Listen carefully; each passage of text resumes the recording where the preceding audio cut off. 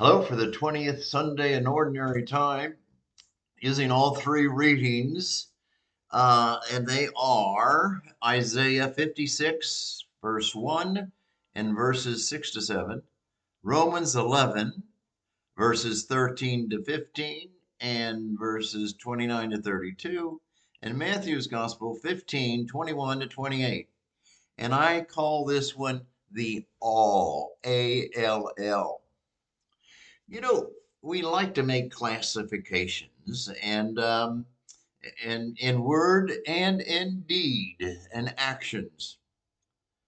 And these classifications, Jew and Gentile, Catholic and non-Catholic, theists and atheists, um, citizens and immigrants, Old Testament and New Testament, classification after classification. And I think sometimes we make so many and we get involved in our individual classification, word and in deed and action, and we forget the all. Well, this comes to mind because of today's readings, at least for me. And in today's readings, all three deal with Gentiles, Jew and Gentile. I like that classification, because it means a lot, and we have imitated it often. So maybe we ought to look at more of all, everyone, all people, the whole caboodle, the whole world, the whole history, all. So I'd just like to look quickly at these three readings and then talk a little bit.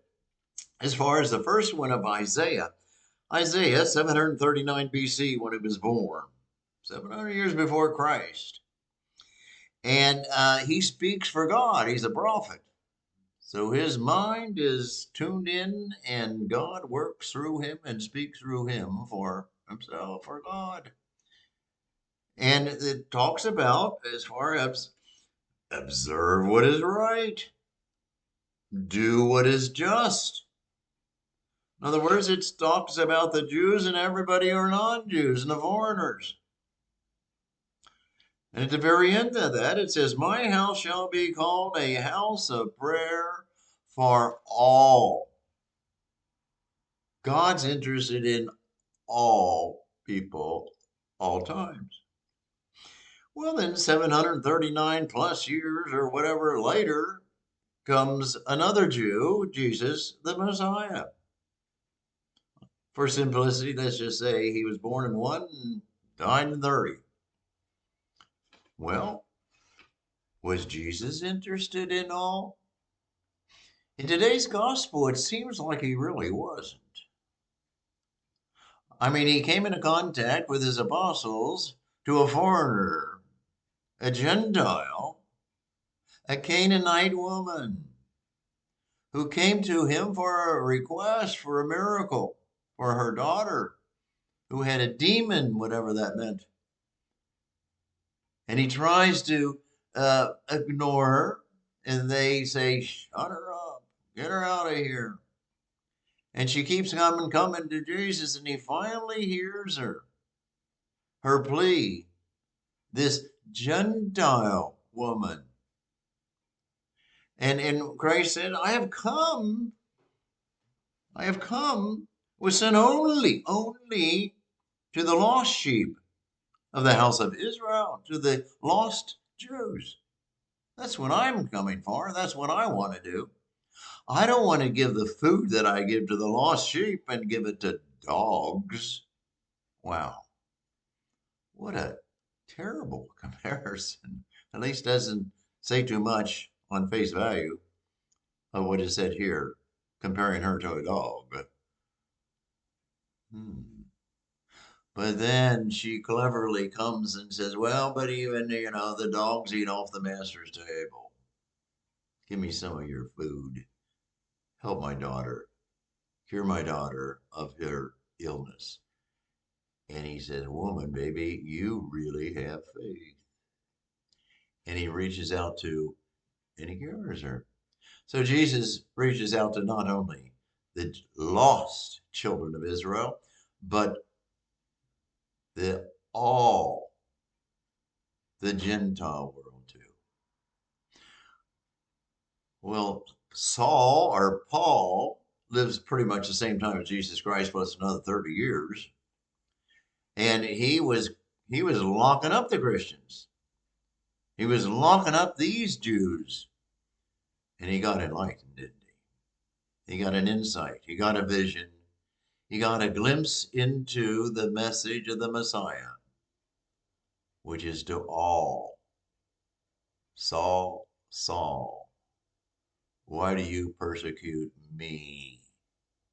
Me is the all.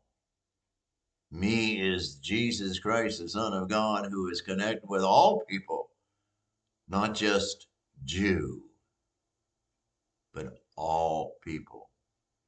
Well, I just think we need to really meditate some of that or think about it or pray about and get the big picture and not just the segmented or the division or the classification. But we need Jew, Gentile, Christians, humans, poor and rich, and white and blacks, and all peoples. All people have dignity in their creation.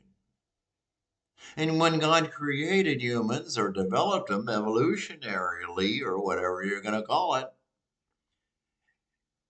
they are created in the image and likeness of God. All people, Jew and Gentile, all people. And why do we keep classifying them? Then everybody, there's one classification, the one I belong to, and then all the others are adversaries or enemies or not that important. Mm-mm. Equal dignity, image and likeness of God. Don't ever let it out of your sight because it's better than just division and fighting and keep people out of my area and off my turf. All my neighbors are created in the image and likeness of God. Have we lost that? Or have we never even gotten that insight? The dignity of a human being. And so I think we need to do this in our age. It shows in our time. I mean, there's the liars and there's the people who tell the truth. And I know I tell the truth, but everybody else is a liar.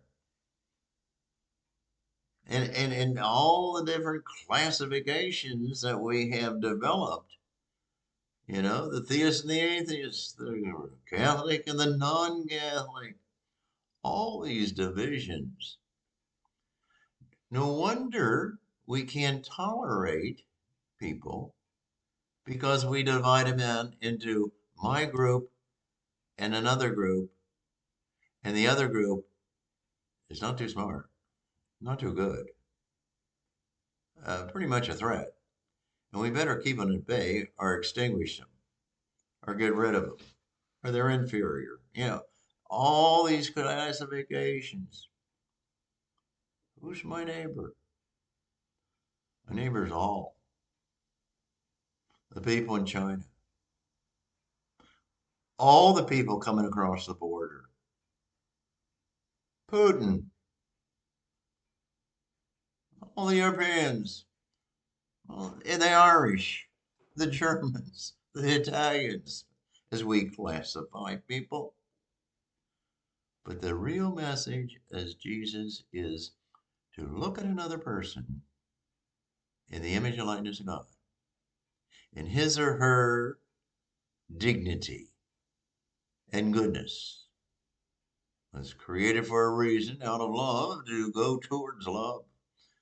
And that's where we're all headed. I know this is an oversimplification, but I think we miss the point. We get too into me versus them. My world versus the other worlds.